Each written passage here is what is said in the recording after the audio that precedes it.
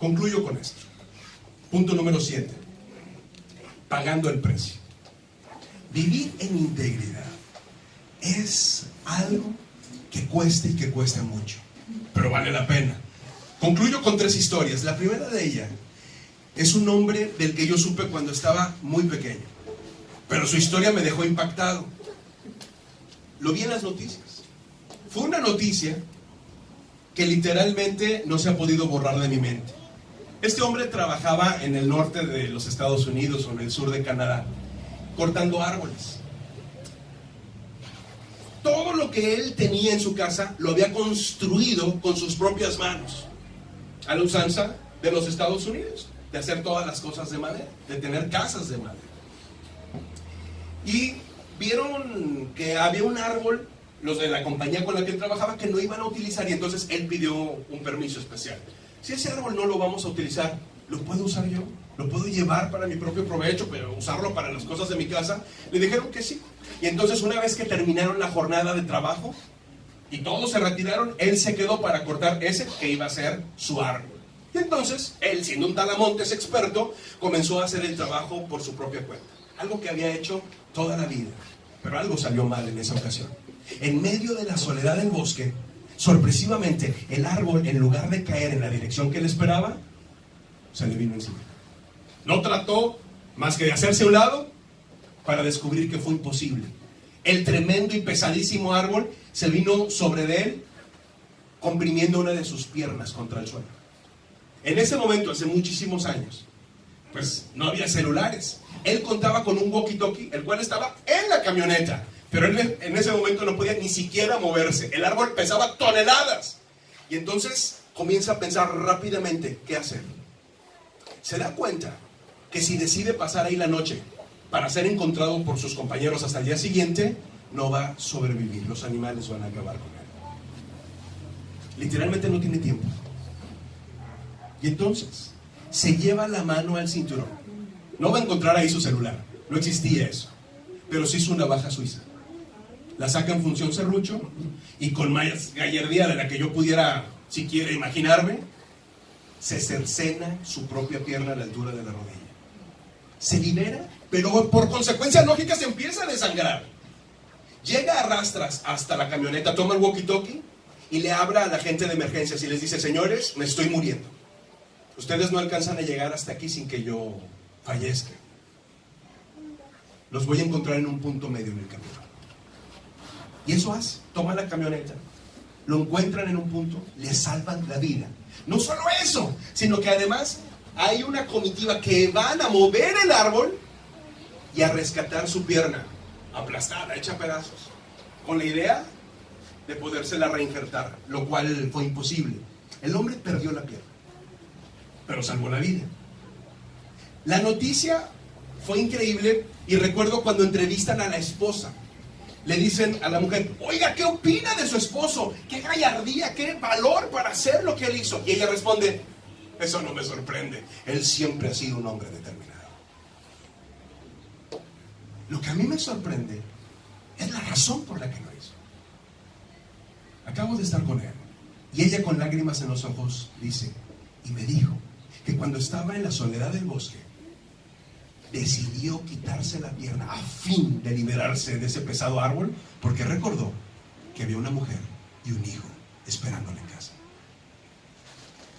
El precio de la integridad puede ser altísimo.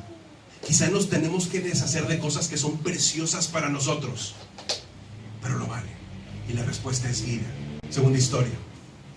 Se pelea en la Segunda Guerra Mundial. Un portaaviones tiene un escuadrón que sale íntegro a un combate contra los japoneses. Uno de los que va en ese escuadrón pronto se da cuenta que por error a su avión le han puesto la menor cantidad de combustible que debía. Puede llegar, pero no puede regresar. Y entonces solicita abortar la misión. Le conceden, regresa al portaaviones, pero cuando va en camino se da cuenta que los japoneses los han engañado. Los japoneses vienen en camino y vienen para encontrar un portaaviones completamente vacío, vulnerable. Y entonces él comienza a tomar una decisión: ¿qué hago? Es uno contra un escuadrón completo. No lo piensa dos veces. Comienza a atacar a los japoneses en el aire. Derriba uno, derriba otro más. Comienza a hacer una labor increíble hasta que a él mismo se le terminen las municiones.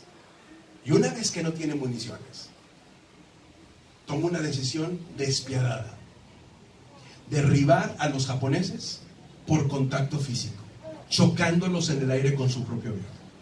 Derriba uno, derriba otro, los confunde al grado que deciden estos abortar el ataque contra el portaaviones. Se van los japoneses y con un avión casi destruido logra aterrizar.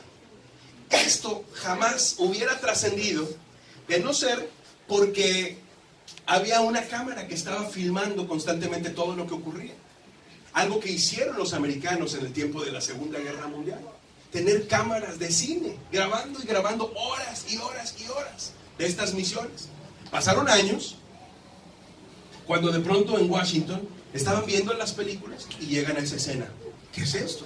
¿Quién es esta persona? ¿Qué pasó aquí? Y entonces descubren que es un chico al que le llaman el Bocho Hair. Y entonces lo llaman, le dan la más alta condecoración que puede recibir un militar en los Estados Unidos, y hasta el día de hoy, en su ciudad natal, el aeropuerto más importante lleva su nombre, el aeropuerto O'Hare, en la ciudad de Chicago. Ser íntegro cuesta la valentía para enfrentar las situaciones más difíciles, más complejas. Tercera y última historia. Se viven tiempos complicados en los Estados Unidos. La mafia ha crecido enormemente. El hombre que se distingue sobre cualquier otro en el liderazgo de la mafia es Cornelius Al Capone. No logra la policía atraparlo en ninguna de sus tretas. Resulta que para Al Capone trabaja un hombre brillante, un abogado. Este abogado, al que le llamaban el Easy Eddie, ha logrado que Al Capone, su jefe, virle todo lo que el gobierno de Estados Unidos intentó para poderlo detener. Es brillante, es inteligente.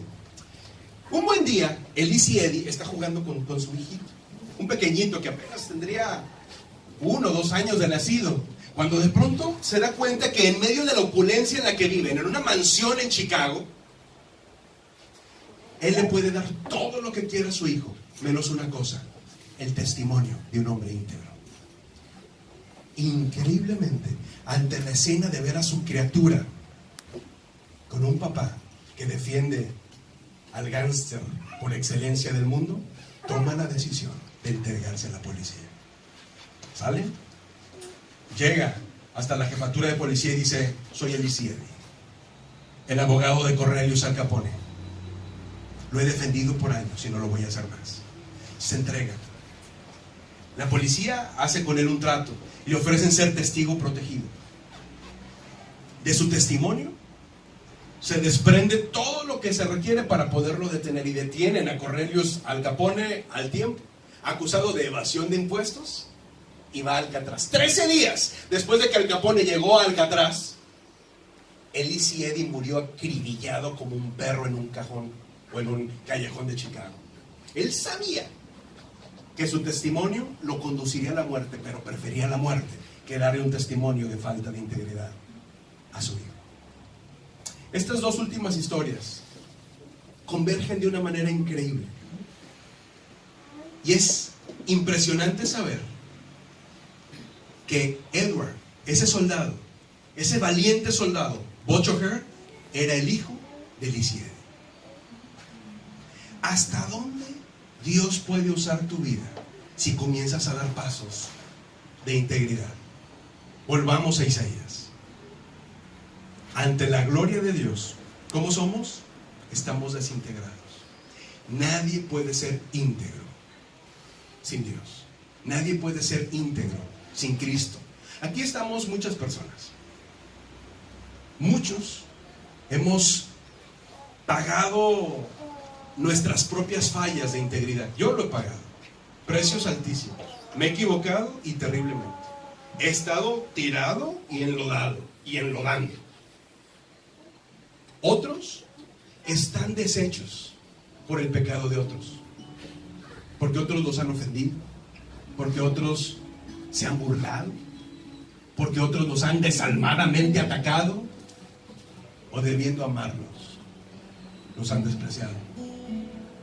Pero seas tú el responsable de tu falta de integridad, o seas una víctima del pecado de otros, eres el candidato perfecto para que Jesús venga y te reconstruya por completo.